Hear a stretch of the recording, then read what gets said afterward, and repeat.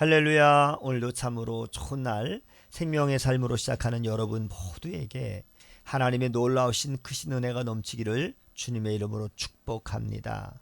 저는 오늘 요한복음 16장 16절에서 24절 말씀을 본문으로 의심하지 말고 말씀대로 구하라 라고 하는 말씀을 전하기를 원합니다. 주님은 수수께끼와 같은 말씀을 하십니다. 조금 있으면 너희가 나를 보지 못하겠고 또 조금 있으면 나를 보리라, 이렇게 말씀하셨습니다. 제자들은 이 말씀을 듣고 어리둥절해야 하면서 서로 무슨 뜻인지를 묻습니다. 3년을 따라다녔지만 제자들은 아직 십자가와 부활에 관한 주님의 말씀을 믿지 못했습니다. 그러나 주님은 여전히 그들에게 말씀하십니다. 신실하신 주님은 특별한 누군가에게만 말씀하시지 않습니다. 모든 주님의 백성들에게 말씀하십니다. 다 이해하지 못할지라도 말씀을 따라가는 사람이, 그 사람이 바로 예수님의 제자입니다.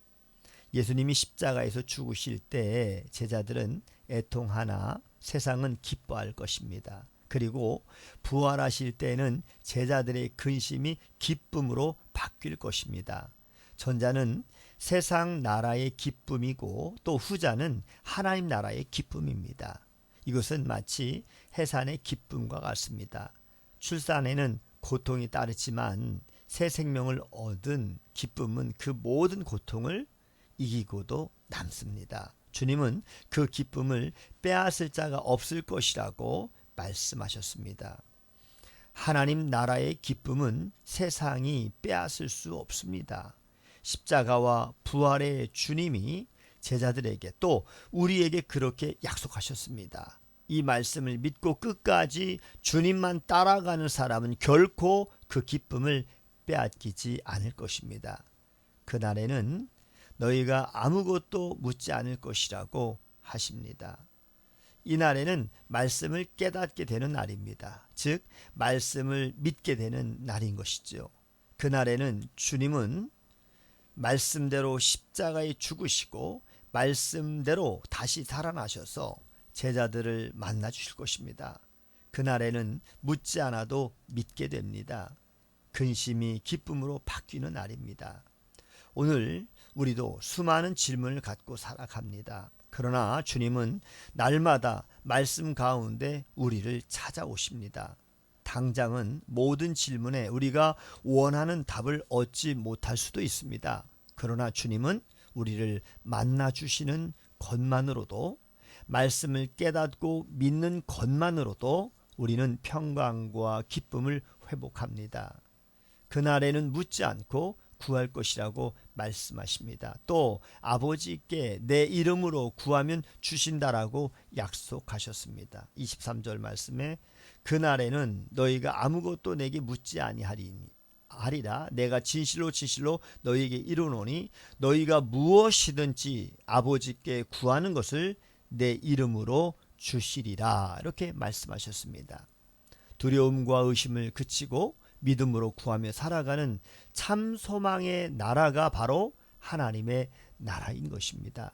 내 뜻과 내 성공이 아니라 하나님의 뜻과 그 나라를 바라보며 살아갑니다.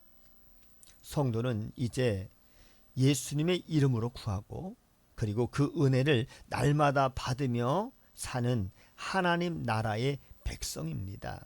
지금까지는 제자들이 예수님의 이름으로 아무것도 구하지 않았지만 이제 구하라고 명령하십니다. 24절 말씀, 지금까지는 너희가 내 이름으로 아무것도 구하지 아니하였으나 구하라. 그리하면 받으리니 너희 기쁨이 충만하리라. 두려워하지 말고 구하라. 근심하지 말고 구하라. 의심하지 말고 구하라. 이것이 제자들을 향한 주님의 명령이었습니다. 오늘 우리도 동일한 명령을 받습니다. 의심하지 말고 주님의 이름으로 구하십시오. 말씀을 믿고 말씀대로 이루어 주실 주님을 소망하십시오. 그 믿음대로 살아계신 하나님 아버지께 반드시 받게 될 것입니다. 오늘 주님은 너희의 기쁨을 빼앗을 자가 없을 것이라고 약속해 주셨습니다. 너희 기쁨이 충만할 것이라고 말씀해 주셨습니다. 부활하신 주님은 지금도 살아계셔서 우리의 근심을 기쁨으로 바꾸어 주십니다. 말씀을 믿고 주 예수님의 이름으로 아버지께 구하십시오. 주님의 말씀대로 받아 기쁨이 충만하게 될 것입니다.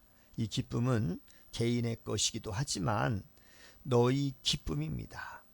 함께 믿고 함께 구하며 영원한 하나님 나라의 기쁨을 함께 누리는 우리 모두가 되시기를 주님의 이름으로 간절히 소망합니다. 오늘도 복된 날 주님과 동행하는 여러분 모두에게 승리가 있기를 축복합니다.